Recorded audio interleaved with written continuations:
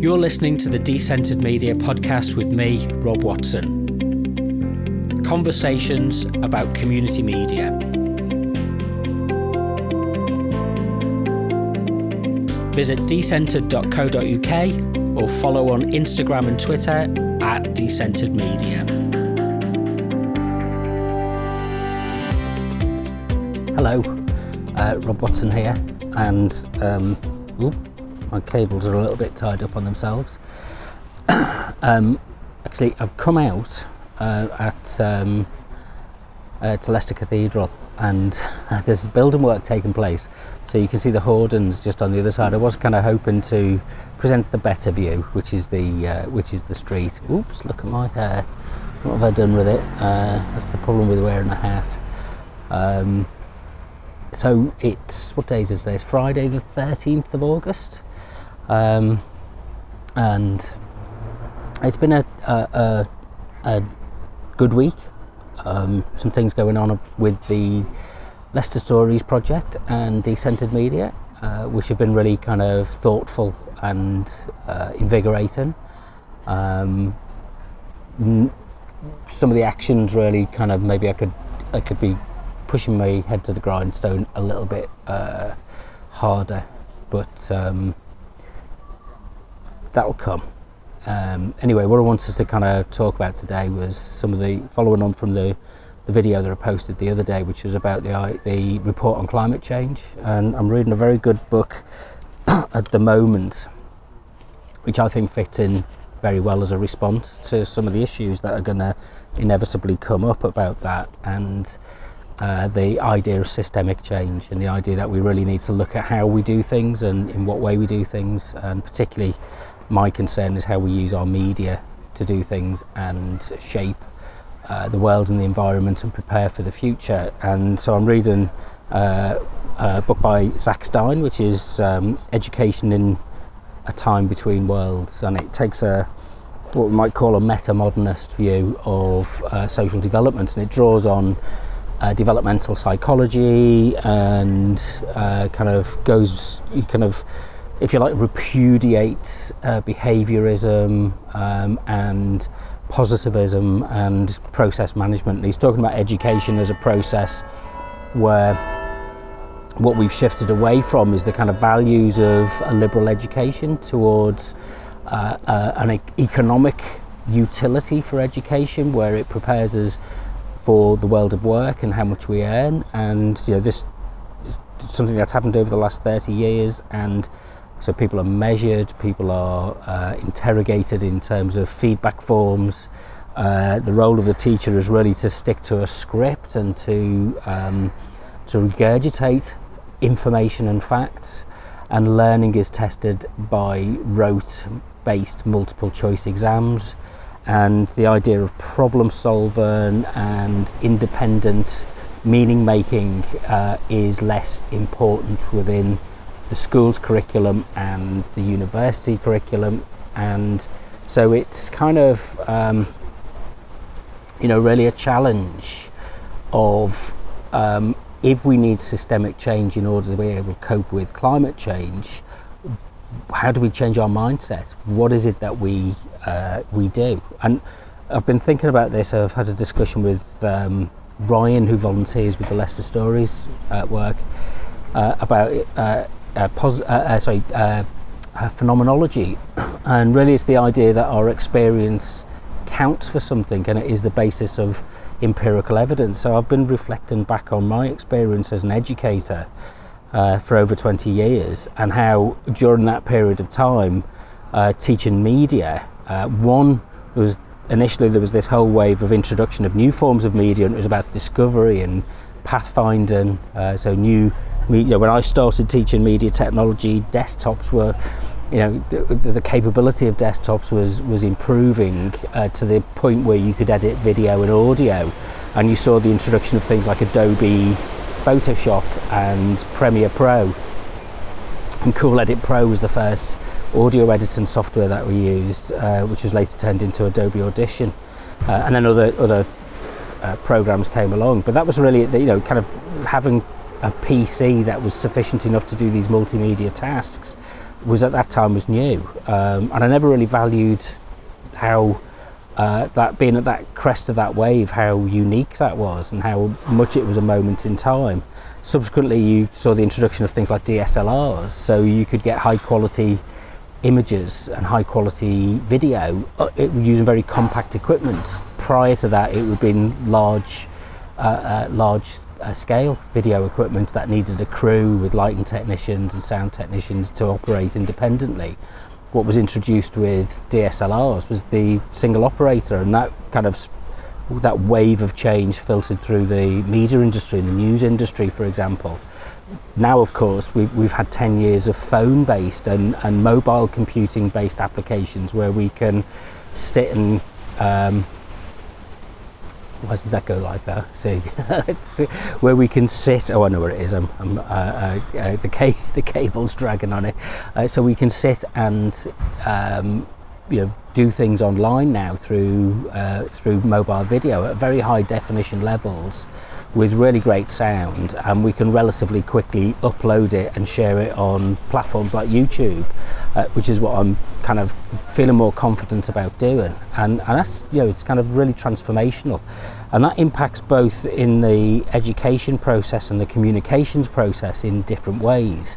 Now, what I'm really interested in is the idea that we're kind of stuck in a way of thinking about communications which is quite narrow and limited, and I don't feel or think that it will prepare us for the way that we need to go about fostering change in order to meet the great disruption, the precepts, the consequences of the great disruption. So that's climate crisis, that's inequality, that's residual, ongoing, deep-rooted racism, sexism, those kind of things that drive society into a very narrow set of corners, that we feel as if we can't get social division, fractured communities, isolation, mental health, all the problems, all of those kind of things are significant and need some kind of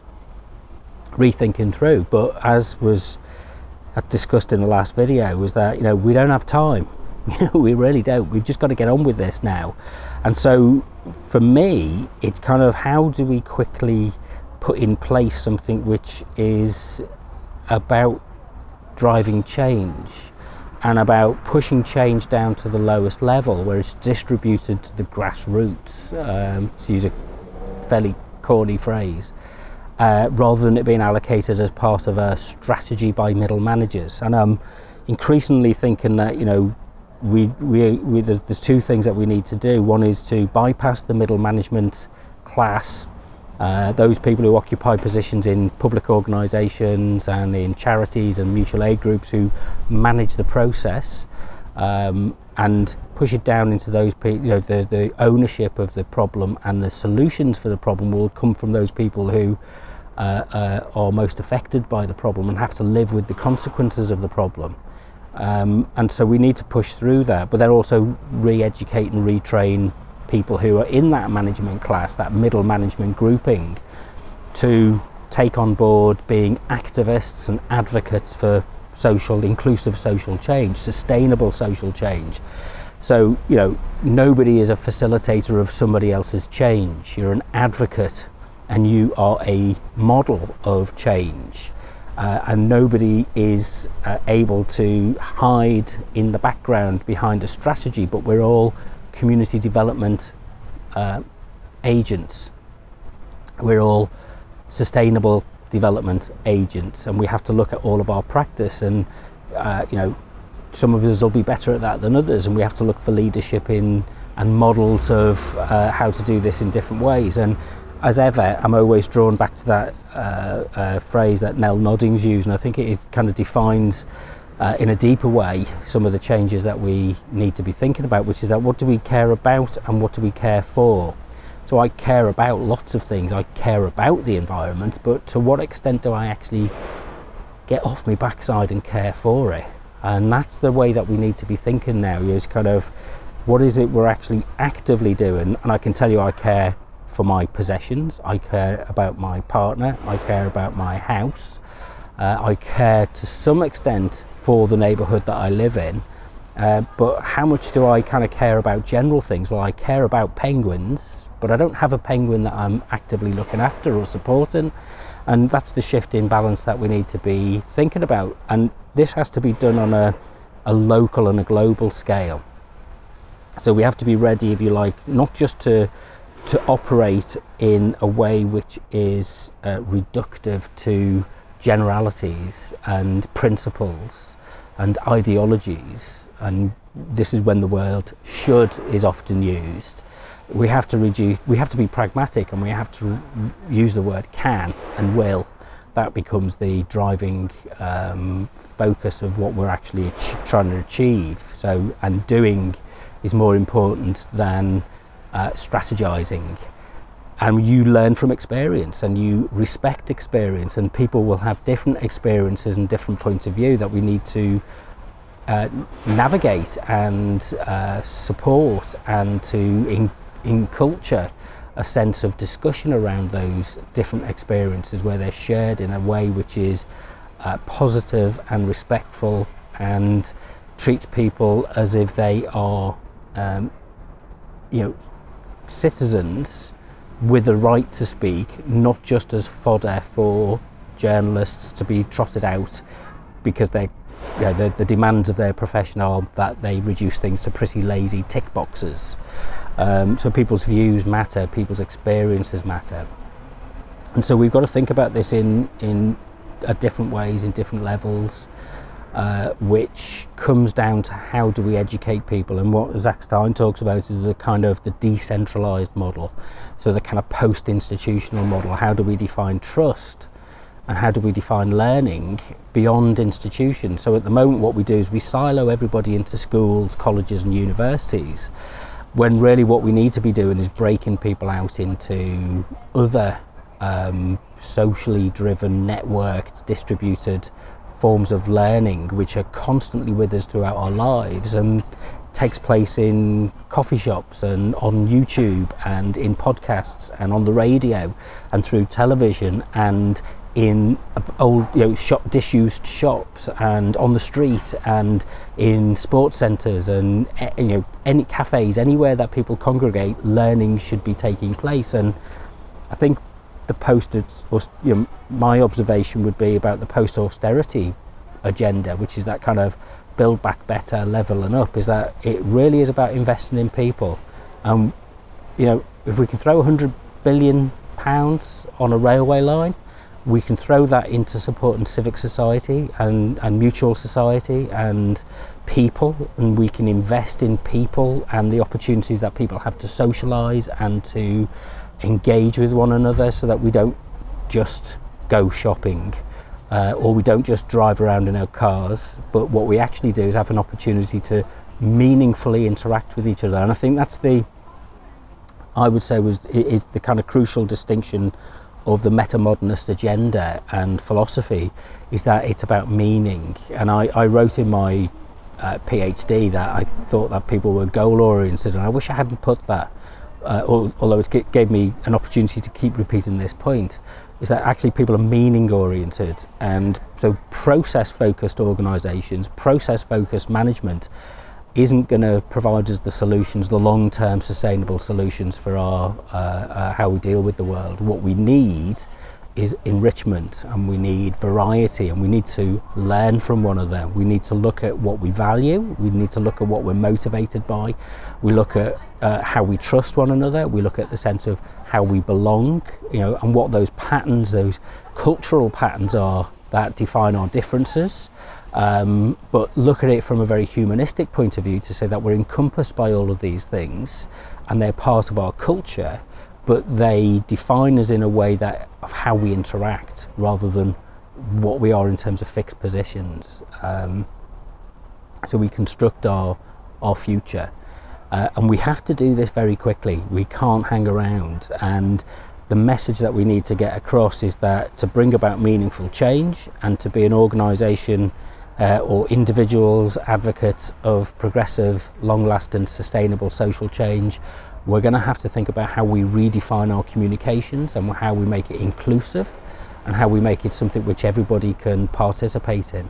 So that's kind of a general outpouring of issues that I think are relevant. I've just realised my collar my collar on my shirt is kind of askew, but that's okay. I'm sure we can live with that. So if you want to get in touch with me via Decentered Media, it's at Decentered Media, which is on Twitter and Instagram, and the website is decentered.co.uk, or you can email me robwatson@decentered.co.uk as well.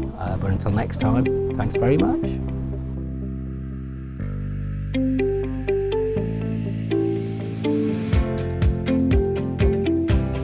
You've been listening to the Decentered Media podcast with me, Rob Watson. To find out more, go to decentered.co.uk or follow on Twitter and Instagram @Decentered Media.